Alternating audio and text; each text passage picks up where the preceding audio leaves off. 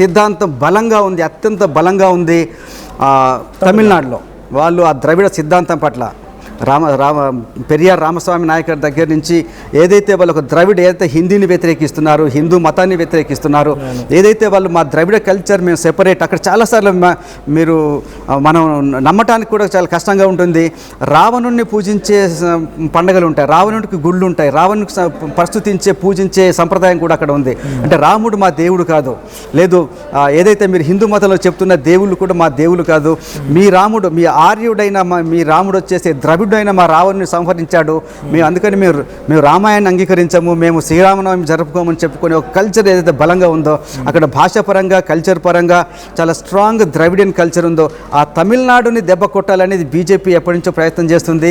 అందుకోసమే ఈసారి ఏఐడిఎంకేతో, ఎందుకంటే డిఎంకే తర్వాత నిజానికి ఎక్కువసార్లు అధికారం ఉంది ఏఐడిఎంకేనే. ఆ ఏఐడిఎంకేతో పొత్తు పెట్టుకోవడం ద్వారా అక్కడికి తమిళనాడులోకి ఎంటర్ అవ్వాలి, తమిళనాడులోకి అధికారం చేజిక్కించుకునే ప్రయత్నం చేసింది. అందులో భాగంగానే ఈసారి ఒక ఇంట్రెస్టింగ్ పాయింట్ ఉంది మనోజ్. మీకు అన్నామలై ఉన్నారు, అన్నామలై ఒక ఫార్మర్ ఐపీఎస్ ఆఫీసర్, చాలా అగ్రెసివ్గా ఒక హిందూవాదాన్ని చాలా అగ్రెసివ్గా తీసుకెళ్తున్న నాయకుడు. అట్లాంటి నాయకుడిని ఈసారి ఎన్నికలకు దూరంగా పెట్టింది బీజేపీ. దానికి ప్రధాన కారణం ఏంటంటే ఏఐడిఎంకే నుంచి వచ్చిన అభ్యంతరాలు. ఎందుకంటే తమిళ ప్రజలు ఇంత హిందుత్వని, ఇంత హిందూవాదాన్ని ఆమోదించరు, వాళ్ళు దీన్ని వ్యతిరేకిస్తారు. అన్నమలై లాంటి నాయకుడు ముందుండి పార్టీని లీడ్ చేస్తే, ప్రచారం చేస్తే ఆ ప్రభావం ఏఐడిఎంకే మీద పడుతుంది. మాకు మిగతా ఓట్లన్నీ, ఈవెన్ హిందూస్ కూడా అక్కడ ఈ ద్రవిడ కల్చర్కి ఎక్కువగా ఆదరణ ఉంటుంది కాబట్టి హిందూ ఓట్లు కూడా మాకు దూరం అవుతాయని చెప్పేసి ఏఐడిఎంకే పెట్టిన ఒత్తిడి మేరకే అక్కడ అన్నామలైని కూడా దూరంగా పెట్టాల్సి వచ్చింది. సార్, గతంలో జయలలిత ఫ్యాక్టర్ చాలా అద్భుతంగా పనిచేసిన అన్నా డిఎంకే, ఆ పార్టీలో ముఖ్యమంత్రిగా ఉన్నటువంటి పళనిస్వామి కూడా వెళ్ళిపోయి డిఎంకేతో కలిసినా కూడా డిఎంకేని చాలా ఘోరంగా వ్యతిరేకించారు పబ్లిక్. ఏకంగా సీఎం ఓడిపోవడం, సీఎంగా పనిచేసిన వ్యక్తి ఆ పార్టీలోకి వెళ్ళడం, ఇవన్నీ ఫ్యాక్టర్స్ కలిసి వచ్చినా కూడా ఏమాత్రం ఉపయోగం లేకుండా పోయింది. యాంటీ ఇన్కంబెన్స్ అంటే ఇంతటి స్థాయిలో ఉంటుందా? ముఖ్యమంత్రిని కూడా ఓడించేటువంటి స్థితిలో ఉంటుందా యాంటీ ఇన్కంబెన్సీ? డెఫినెట్గా యాంటీ ఇన్కంబెన్సీ అంటేనే అక్కడ ప్రభుత్వాన్ని, ఆ ముఖ్యమంత్రిని ఓడించే ప్రక్రియ. అయితే ఇక్కడ కేవలం యాంటీ ఇన్కంబెన్సీ మాత్రమే కాదు, కేవలం ప్రభుత్వం పైన వ్యతిరేకత మాత్రమే ఉంటే ఆ ప్రభుత్వ వ్యతిరేక ఓటు ఏఐడిఎంకేకి పడవచ్చు. అక్కడ బీజేపీ ఉంది, 7 సార్లు అధికారంలో ఉన్న ఏఐడిఎంకే పడింది, అక్కడ అధికారం ఉంది, పోటీలో ఉంది. మీరు అన్నట్టు ఇంతకుముందు పన్నీరు సెల్వం ముఖ్యమంత్రిగా పనిచేసిన వ్యక్తి, 2 సార్లు ముఖ్యమంత్రిగా పనిచేసిన వ్యక్తి డిఎంకేలో చేరాడు. నిజానికి దానికి ప్రధాన కారణం ఏంటంటే ఇప్పుడు ఏఐడిఎంకే అనేది ఒక ప్రధాన పార్టీ కాదు, ప్రధాన ప్రతిపక్షం కాని పరిస్థితి అక్కడ ఉంది. ఎవరైతే పళనిస్వామి ఉన్నారో వాళ్ళు సొంతంగా ఏఐడిఎంకేలో ముఖ్యమంత్రిగా ఎదిగిన నాయకులు కాదు. జయలలిత ఏదైతే పార్టీని డెవలప్ చేశారో, ఎంజీఆర్ తర్వాత జయలలిత ఒక పార్టీని చాలా పీక్ స్థాయికి తీసుకెళ్లిన తర్వాత ఆమెకున్న ప్రజాదరణతో మాత్రమే వీళ్ళిద్దరు ముఖ్యమంత్రులు అయ్యారు. అటు పన్నీర్ సెల్వం కానీ, ఇటు పళనిస్వామి కానీ వాళ్ళుగా ఒక బలమైన నాయకులు కాదు. అందువల్ల ఎప్పుడైతే జయలలిత మరణం తర్వాత ఏఐడిఎంకే దాదాపు జీరోకి వచ్చేసింది. అయితే ప్రజల్లో ఉన్న ఏఐడిఎంకే అభిమానుల్ని, ఎక్కడైతే పార్టీ క్యాడర్ని క్యాష్ చేసుకోవడం కోసమే అక్కడ బీజేపీ ఎంటర్ అయింది. ఏఐడిఎంకే క్యాడర్ని బీజేపీ క్యాడర్తో కలిపితే ఖచ్చితంగా తమిళనాడులో అధికారంలోకి రావచ్చునని బీజేపీ భావించింది. కానీ నిజానికి ఇక్కడ మనం గమనించాల్సింది యాంటీ ఇన్కంబెన్స్ కూడా కాదు. యాంటీ ఇన్కంబెన్స్ అయితే మేము ఇంతకుముందు చెప్పినట్టు అది ఎన్డీఏ కూటమి కూడా ఓట్ వేయచ్చు ప్రజలు. ఈ 2 పార్టీలని తిరస్కరించడానికి ప్రధాన కారణం ఏంటంటే తమిళ ప్రజలు ఇప్పటిదాకా ఉన్న సంప్రదాయ రాజకీయ పార్టీలని తీవ్రంగా వ్యతిరేకించి ఒక కొత్త తరహా రాజకీయాల్ని స్వాగతించాయి. ఇది విజయ రహస్యం. దానికి ప్రధాన కారణం ఏంటంటే విజయ్ కూడా వేరే పార్టీలో ఉన్న నాయకుల్ని తీసుకొని వాళ్ళు టికెట్లు ఇస్తే ఇతను కూడా అదే పార్టీలో తాను కూడా ఒకటిగా మిగిలిపోయేవాడు.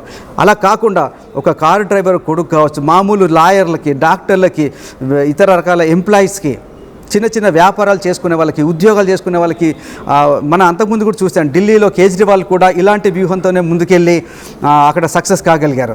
ఇప్పుడు విజయ్ కూడా ఒక క్లీన్ ఇమేజ్, ఎలాంటి అవినీతి ఆరోపణలు లేవు, ఎలాంటి ఇంకా నేర చరిత్ర లేని నాయకులను అక్కడ ఫీల్డ్లో నిలపడం ద్వారా ఒక క్లీన్ ఇమేజ్ ఉన్న పార్టీగా నిరూపించుకోగలిగాడు. ప్రజలందరూ కూడా దానికి అట్రాక్ట్ అయ్యారు.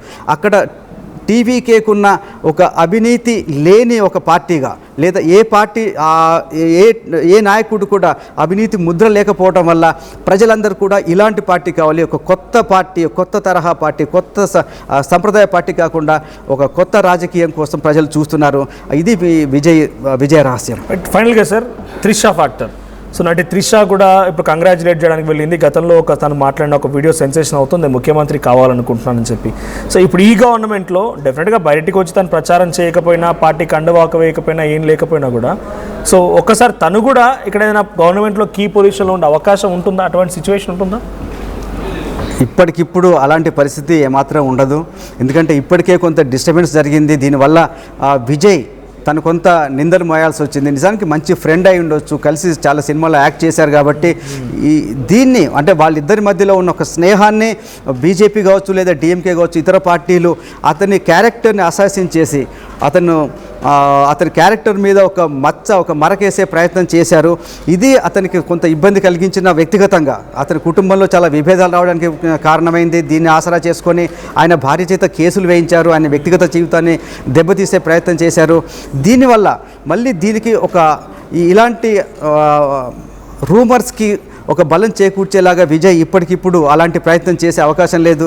కాబట్టి వాళ్ళిద్దరూ మంచి ఫ్రెండ్స్గానో, లేదా వాళ్ళిద్దరి మధ్యలో ఉన్న సంబంధం ఏదైనా కూడా ఈ సమాజానికి కానీ రాష్ట్రానికి సంబంధం లేని విషయం.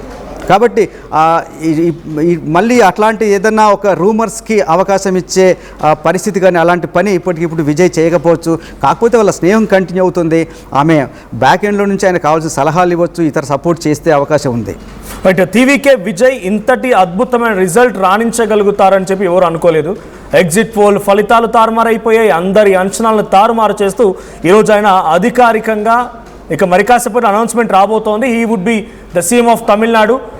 యాజ్ చంద్రమౌళి గారు చెప్తున్నట్టుగా డిఎంకే, అన్నా డిఎంకే రెండు పార్టీలను కూడా ప్రజలు పక్కన పెట్టేశారు. ఎందుకంటే వాళ్ళ మీద వెట్టి వేచారిపోయారు. వాళ్ళ ప్రభుత్వాల్ని ప్రతీకార ప్రభుత్వాలు అంటే ఒకరిపై ఒకరు నిందలు అపనిందలు వేసుకొని శత్రుత్వంగా ఒకరిపై ఒకరు ఈ రకంగా కొనసాగింది. కాబట్టి అక్కడ క్లీన్ చిట్ ఉన్నటువంటి టీవీకే విజయ్ని అధికారంలో తీసుకురాగలిగారు. సో ఫైనల్గా నెక్స్ట్ పొలిటికల్ ఫ్యూచర్ ఏంటి సార్? బట్ డిఎంకే చూసుకున్నా, అన్నా డిఎంకే బీజేపీకి సరెండర్ అయిపోయింది.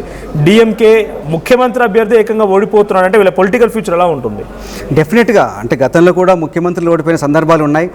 కేవలం ముఖ్యమంత్రి ఓడిపోయినంత మాత్రాన ఖచ్చితంగా పార్టీ పోతుంది, పార్టీకి భవిష్యత్తు లేదని చెప్పడానికి వీల్లేదు.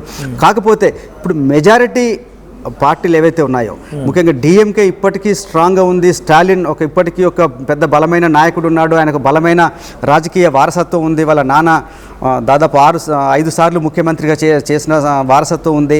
తర్వాత ఒక పెద్ద రాజకీయ కుటుంబం ఉంది. వాళ్ళ ఇంట్లో నుంచి కేంద్ర మంత్రులు ఉన్నారు, ఎంపీలు ఉన్నారు. కాబట్టి ఒక బలమైన, తర్వాత ఆర్థికంగా బలంగా ఉన్నారు, మంచి బలమైన క్యాడర్ ఉంది. కాబట్టి డిఎంకే ఇప్పటికీ బలంగా ఉంటుంది. ఇక ప్రధానంగా దెబ్బతినేది మాత్రం ఏఐడిఎంకేనే. ఎందుకంటే అక్కడ ఒక చరిస్మాటిక్ ఫేస్ లేదు, ఒక బలమైన నాయకుడు, కొన్ని లక్షల మందిని ఆకర్షించగలిగిన ఒక నాయకుడు, ఒక ఫేస్ లేకపోవడం వల్ల ఏఐడిఎంకే అనేది బాగా తీవ్రంగా దెబ్బతినే అవకాశం ఉంది.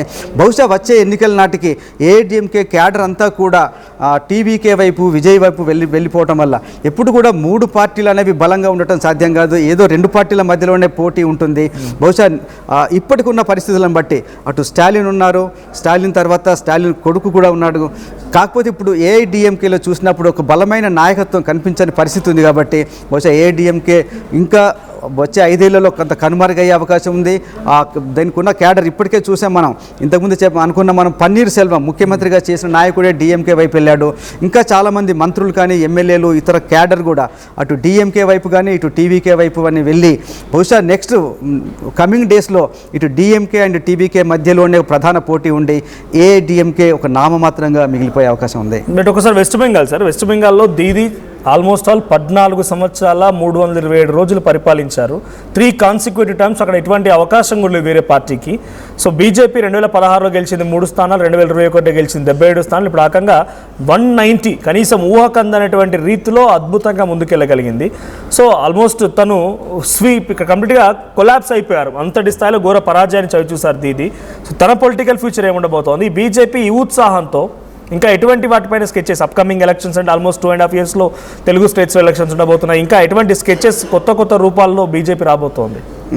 మనం బెంగాల్ గురించి చెప్పుకున్నప్పుడు మనోజ్, అక్కడ నిజానికి చాలా అగ్రెసివ్ పాలిటిక్స్ నడుస్తున్నాయి. మమతా బెనర్జీ ముఖ్యమంత్రి కావడానికంటే ముందు దాదాపు 3 దశాబ్దాలు అక్కడ కమ్యూనిస్ట్ పార్టీ పాలన జరిగింది.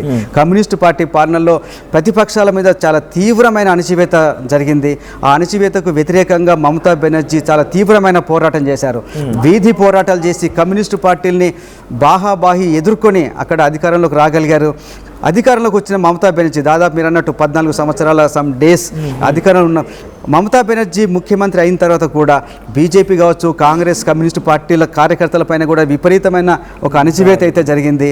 ఆ అణచివేతకు వ్యతిరేకంగా మళ్ళీ ప్రజలు తిరగబడ్డారని చెప్పుకోవాలి.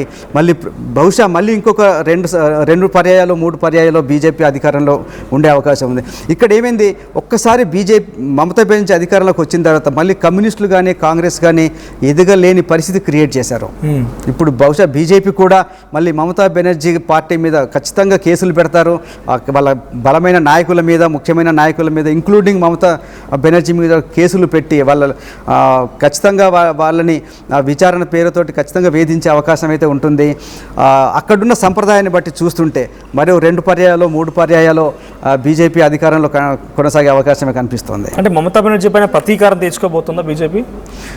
అది ప్రతీకారం అని మనం అనాలా వద్దా అనేది వేరే విషయం. కాకపోతే ఖచ్చితంగా ఎవరు అధికారంలో ఉన్నా అంతకుముందున్న ప్రభుత్వాన్ని మీద రకరకాల అవినీతి ఆరోపణలు ఉంటాయి. ఆ ఆరోపణల మీద ఖచ్చితంగా ఎవిడెన్స్ సేకరిస్తారు. వాటికి సంబంధించి విచారణ కమిషన్లు ఉంటాయి, వాటి మీద కేసులు పెడతారు. తర్వాత ఏ పార్టీ క్యాడర్ వాళ్ళు బయటికి వచ్చి ఉద్యమాలు చేయడానికి వీలు లేకుండా రకరకాల ఆంక్షలు విధిస్తారు. ఆ పార్టీ మళ్ళీ ఎదగని విధంగా ఎదగడానికి అవకాశం లేని పరిస్థితులు క్రియేట్ చేసి ఎవరైనా సహజంగా అంతే చేస్తారు. కాకపోతే బెంగాల్లో మాత్రం ఇట్లాంటి ఒక ప్రతీకార రాజకీయాలు ఎక్కువగా జరుగుతున్నాయి. అంతకుముందు కమ్యూనిస్టులు ఇంతకుముందు చెప్పిన దాదాపు 3 దశాబ్దాల పాటు అధికారంలో ఉన్నప్పుడు కూడా వాళ్ళు కాంగ్రెస్ను కానీ ఎదగకుండా చేశారు. అప్పుడు మమతా బెనర్జీ కాంగ్రెస్ పార్టీలో నాయకురాలు.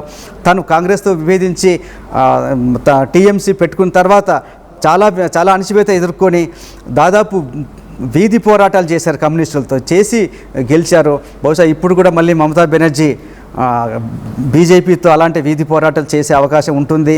అయితే ఖచ్చితంగా బీజేపీ వైపు నుంచి కూడా కేసులు, అణచివేతలు ఇవన్నిటి కూడా ఫేస్ చేయాల్సిన అవసరం పరిస్థితి మమతా బెనర్జీకి ఏర్పడుతుంది. కేరళ విషయానికి వస్తారు. ఫైనల్గా కేరళలో కమ్యూనిస్టు పార్టీ అధికారంలో ఉండేది లాస్ట్ ఆల్మోస్ట్ 10 ఇయర్స్గా పినరాయి విజయన్ ముఖ్యమంత్రిగా ఉన్నారు. మొత్తం భారతదేశ వ్యాప్తంగా కమ్యూనిస్టు పార్టీ ఎక్కడైనా బతికుందా అంటే కేరళ వినిపించేది, కేరళలో చాలా బలంగా ఉండేది. ఇప్పుడు అక్కడ కేరళలో కమ్యూనిస్టు పార్టీ ఓడిపోయింది అనడంతో ఇక దేశవ్యాప్తంగా కమ్యూనిస్ట్ అనేటువంటి పదం లేకుండా పోతుందా? బీజేపీ దీన్ని సక్సెస్గా చూస్తోంది. బికాజ్ మేము కమ్యూనిస్టుని కొల్లగొట్టాం, వాళ్ళ బంధాన్ని తెంచేసాం, ఆ కమ్యూనిస్ట్ మొత్తం కూలిపోయింది కాబట్టి కమ్యూనిస్ట్ అనే పదం ఇకపై దేశంలో వినిపించదు అని అంటోంది బీజేపీ. నిజానికి ఇదేమి ఫస్ట్ టైం కాదు కమ్యూనిస్ట్ పార్టీలు ఓడిపోవటం. అక్కడ రెండు పార్టీల కూటమి ఉంటుంది, యూడీఎఫ్ అండ్ ఎల్డీఎఫ్. ఈ కూటములు వరుసగా ఒకరి తర్వాత ఒకరు. నిజానికి పినరాయి విజయన్ 2 సార్లు ముఖ్యమంత్రి అయ్యారు. అంతకుముందు కూడా అక్కడ యూడీఎఫ్ ప్రభుత్వం ఉంది. అక్కడ బీజేపీ సంబరపడడానికైతే పెద్దగా ఏమీ లేదు. ఎందుకంటే బీజేపీ మాత్రం అధికారంలోకి రాలేదు, వచ్చే పరిస్థితి కూడా లేదు. అయితే కాంగ్రెస్ ప్రభుత్వం ఉంటుంది, లేదంటే కమ్యూనిస్ట్ ప్రభుత్వం ఉంటుంది. కాబట్టి బీజేపీ పెద్దగా అందులో సంతోషపడడానికైతే ఏమీ లేదు. మనం అనుకున్నట్టు కేరళ కూడా it's part of south India కాబట్టి సౌత్ ఇండియాలో బీజేపీకి అంత మాస్ బేస్ కానీ బలమైన ప్రజా మద్దతు లేకపోవడం వల్ల నిజానికి కొంత సంతోషపడవచ్చు. ఇప్పుడున్న ఒక ప్రత్యర్థి ఓడిపోయాడని చెప్పుకోవచ్చు, కానీ ఇంకొక ప్రత్యర్థి అధికారంలోకి వచ్చాడు, అది బీజేపీ గమనించాలి.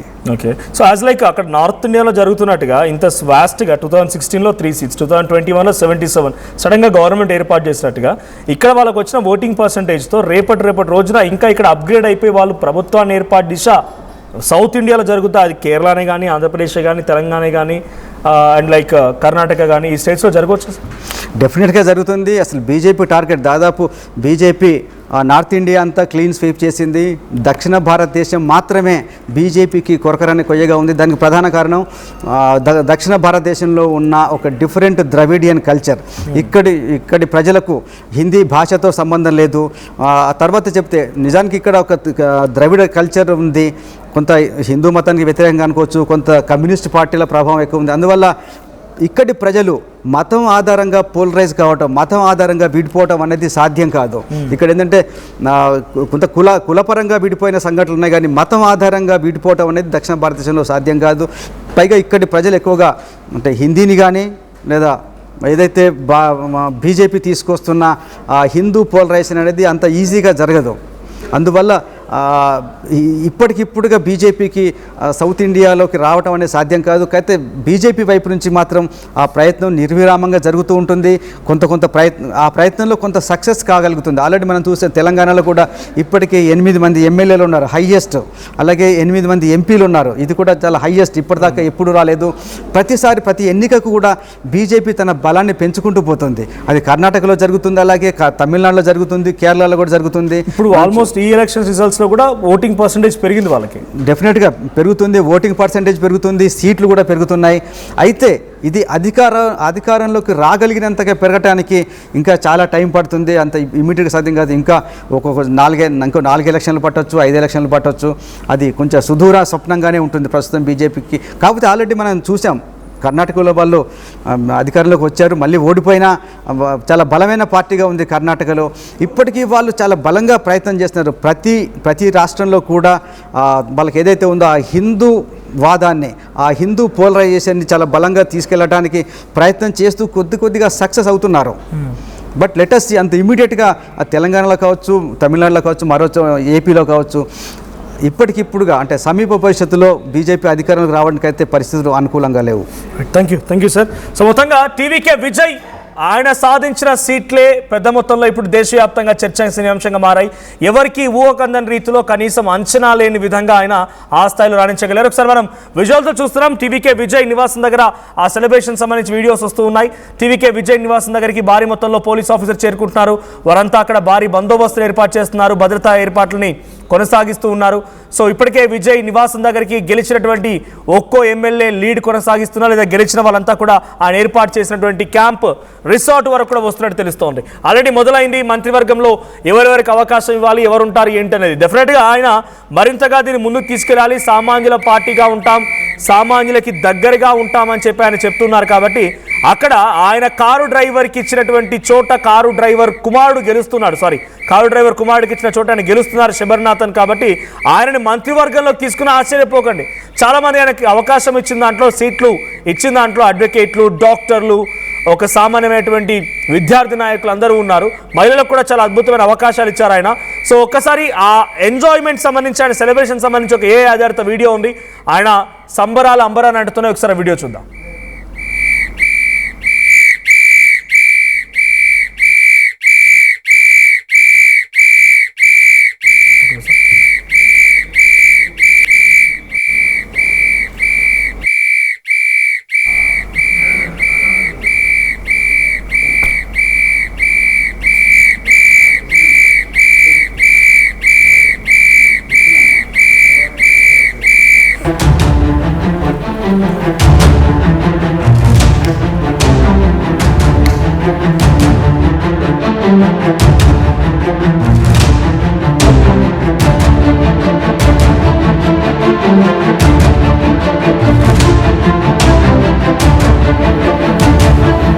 విజువల్ మనం చూస్తాం. TVK Vijay Nivas Nagar visual. ఒక్కసారిగా అక్కడికి భారీగా కార్యకర్తలు, నాయకులు, అభిమానులు చేరుకోవడంతో అక్కడ కోలాహల వాతావరణం నెలకొని బయటకు వచ్చి విజయ్ అందరికి అభివాదం చేశారు. అక్కడికి వచ్చి అందరికీ నమస్కరించి వెళ్ళారు. ఆయన విజయానికి సంబంధించి అక్కడ ఉత్సాహం కనబడుతోంది, ఆ ఎంజాయ్మెంట్ కనబడుతోంది. సెలబ్రేషన్స్ కూడా మొదలైపోయాయి. సో ఆ నివాసం దగ్గర నుంచి ఎటువంటి సెలబ్రేషన్స్ ఉన్నాయో చూస్తున్నా. అట్ ద సేమ్ టైం అక్కడికి భారీ పోలీస్ బందోబస్తు కూడా కొనసాగుతోంది. భారీగా పోలీసులు చేరుకున్నారు. ఆ పోలీసులు అంతా కూడా హైర్ అఫీషియల్స్, పోలీస్ అఫీషియల్స్ చేరుకున్నారు. ఆయన భద్రతకు సంబంధించిన విషయం పైన వాళ్ళు చర్చిస్తున్నట్టు తెలుస్తోంది. మరోవైపు ఆయనకి మరి కాసేపట్లోనే అఫీషియల్గా క్రిస్టల్ క్లియర్ మెజారిటీ కూడా కనిపించే అవకాశం ఉంది. ఇప్పటివరకు ఆయనకు సాధించిన సీట్లు 113 స్థానాలు. 118 ఎవరైతే సాధిస్తారో వాళ్ళు అక్కడ ప్రభుత్వాలు ఏర్పాటు చేస్తారు. No problem at all.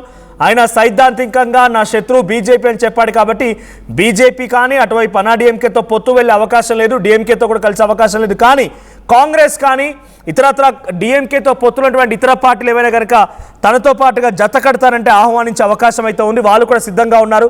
మాకు కావాల్సింది అక్కడ బీజేపీ ఎంటర్ అవ్వకపోవడం. సో డిఎండికే ఉంది, వీసీకే ఉంది, సిపిఐఎం ఉంది, సిపిఐఎం ఉంది, తర్వాత కాంగ్రెస్, ఇవన్నీ పార్టీల్లో సుమారుగా ఒక 10 స్థానాల వరకు గెలిచే అవకాశం ఉంది. ఆ 10 స్థానాలు కనుక డైరెక్ట్గా విజయ్తో జత కడితే 120+ సీట్స్తో విజయ్ ప్రభుత్వాన్ని ఏర్పాటు చేసే అవకాశం ఉంది. ముఖ్యమంత్రిగా ప్రమాణ స్వీకారం కూడా చేసే అవకాశం ఉంది.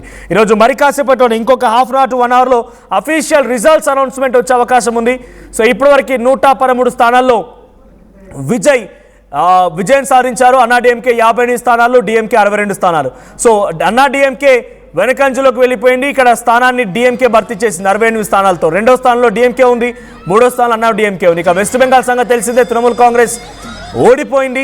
అక్కడ బీజేపీ ప్రభుత్వాన్ని ఏర్పాటు చేస్తోంది. సో బీజేపీ 2016 నుంచి 2020 వరకు ఎంత డ్రాస్టిక్ చేంజ్, 3 స్థానాల నుంచి డైరెక్ట్గా ప్రభుత్వాన్ని ఏర్పాటు చేసే విధంగా గెలవగలిగిందంటే అర్థం చేసుకోవచ్చు అక్కడ ఎటువంటి సిచ్యువేషన్ ఉందనేది.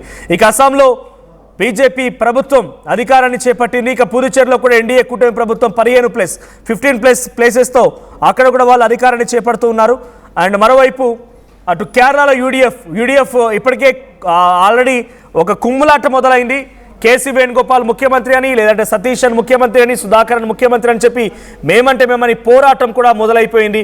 సో ఈ నేపథ్యంలో ఎవరు ముఖ్యమంత్రి అవుతారో దానిపైన కొంత ఆసక్తి రేపుతోంది. బట్ ఏదేం జరిగినా కాంగ్రెస్ పార్టీ అక్కడ చేజిక్కించుకున్నది బిగ్గెస్ట్ న్యూస్గా చూడాలి. సిపిఐ పార్టీ కమ్యూనిస్ట్ పార్టీని అక్కడ కమ్యూనిస్ట్ పార్టీలని కాంగ్రెస్ పార్టీ పక్కకు నెట్టేసింది. ఒకవైపు కమ్యూనిస్ట్ పార్టీలని పక్కకు నెట్టిన తృణమూల్ కాంగ్రెస్ మూడు పర్యాయాలు అధికారంలో ఉంటే ఆ 3 పర్యాయాల అధికారంలో ఉన్నటువంటి పార్టీని బీజేపీ పక్కకు నెడితే అక్కడ 2 పర్యాల అధికారంలో ఉన్నటువంటి కమ్యూనిస్ట్ పార్టీని కాంగ్రెస్ పార్టీ కేరళలో పక్కకు నెట్టేసింది. ఏదేం జరిగినా 5 రాష్ట్రాల ఎన్నికల ఫలితాల్లో 3 రాష్ట్రాలు బీజేపీకి అనుకూలంగా వస్తే 2 రాష్ట్రాల్లో వ్యతిరేకంగా వచ్చాయి. ఓ చోట కాంగ్రెస్ గెలిస్తే ఇంకో చోట టీవీకే గెలిచింది. సో 5 రాష్ట్ర ఎన్నికల రిజల్ట్స్ మీరు ఆర్టీవీ లైవ్లో చూస్తున్నారు. సో టీవీకే విజయ్ గెలుపై మీ అభిప్రాయం ఏంటి కామెంట్ చేయండి. ఒకసారి మళ్ళీ టీవీకే విజయ్ నివాసం దగ్గర ఎటువంటి సెలబ్రేషన్ ఆ వీడియో చూద్దాం.